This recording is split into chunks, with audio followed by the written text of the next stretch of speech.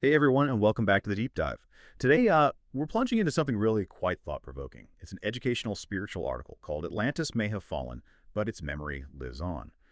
And it's interesting because it's not just facts. It aims to spark emotion, uses some powerful real-life examples, and it's clearly geared towards self-help. Yeah, and right off the bat, it hits you with this pretty profound question. What if the greatest loss isn't a sunken empire, but forgetting who you truly are? It suggests that mistaking ourselves for just, our body and mind, well, the article argues that hides our soul's eternal legacy, and it calls this legacy Atlantis, but also other names too, like Christos, as Jesus referred to it, or the slain master from Gnostic schools, or even just consciousness in, like modern mysticism. It's all pointing to the same thing, apparently. What really stands out is how the whole message is kind of summarized in that very first paragraph. The author just jumps right in, inviting readers to subscribe, share, and like on YouTube at Atlantean Brotherhood if the message hits home. They even give the hashtags. Hashtag soul remembering, hashtag Christ within, hashtag awaken Atlantis. And that summary, it really does set the stage perfectly for what we're doing here today. Our mission, really, is to unpack the core ideas from this article. We want to explore how it connects across different wisdom traditions, and maybe most importantly, understand the practical side. What does remembering our true identity, as the article puts it, actually mean? We want to get to the heart of why this message might matter for you. Okay, so let's dive right into that central concept. Atlantis as a symbol. The article quotes Grandmaster Waxira, who reminds us that Atlantis is symbolic myth pointing to your forgotten divine essence. So it's not about finding a lost city under the sea. Exactly. It's more a metaphor, right, for our inner spiritual condition, something we might have overlooked within ourselves. Precisely. And the article explains how this inner Atlantis is seen as equivalent to concepts like Christos. Not necessarily the historical figure, but that universal divine spark, that inner awakened state, or like the slain master in Gnosticism, symbolizing that divine part of us that's been, forgotten or suppressed. And it links to consciousness in modern mysticism, too. The main idea is that we tend to identify only with our body and mind, and that's what hides this deeper essence.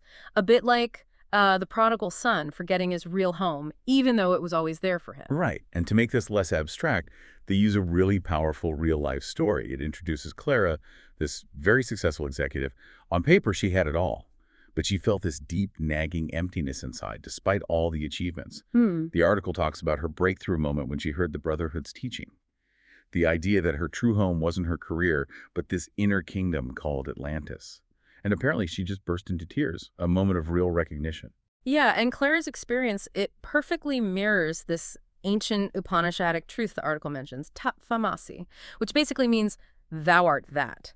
In that moment, she grasped she wasn't just her mind or body, but she was consciousness itself, the living memory of a golden age of unity and divine knowing. It's a huge shift, isn't it?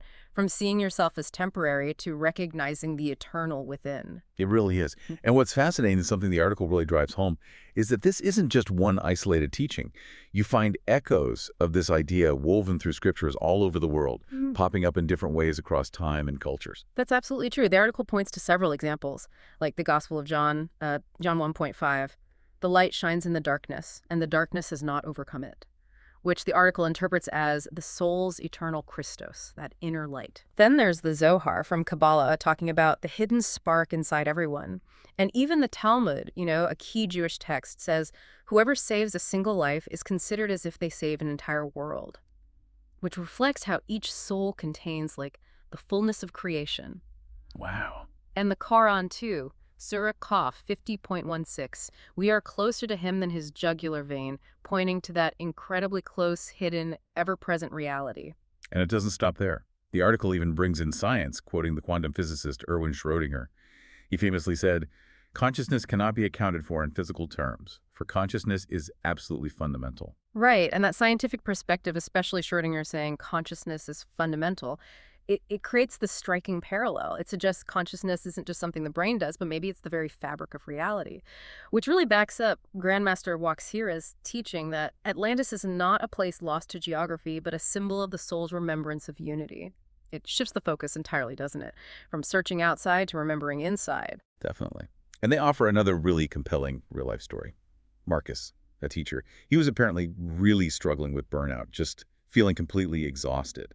The article describes how meditative practices, the kind the Brotherhood offers, helped him reconnect and find his way back. Yes, and Marcus's story links directly to a promise in the Bhagavad Gita, chapter 6, verse 19. When meditation is mastered, the mind is unwavering like the flame of a lamp in a windless place. Through that kind of stillness practice, Marcus essentially rediscovered his own Christos, that inner calm, that source of energy that external stress couldn't touch. He went back to teaching with renewed energy and compassion. It shows how this isn't just theory, it's a lived experience that can transform your daily life. The article suggests these practices help quiet the mind, get past the noise, and reconnect with that inner stillness. Okay, so bringing this all together, what does this actually mean for you, listening right now? The article says the Atlantean Brotherhood provides tools to help perceive and consciously merge with this memory of Atlantis, your soul's true home. Yeah. It asks you directly, have you ever felt incomplete even when life seems successful, like Clara did? Yeah. And maybe those meditative practices Marcus used could be relevant. And the core message, the really profound takeaway is this. The lost city lives on within you. Every act of kindness you perform, every moment of insight, every expression of love, the article suggests these honor that Atlantean golden age of harmony. It emphasizes that we all carry this legacy, and the idea is to use it to help restore unity, compassion, and wisdom in the world around us.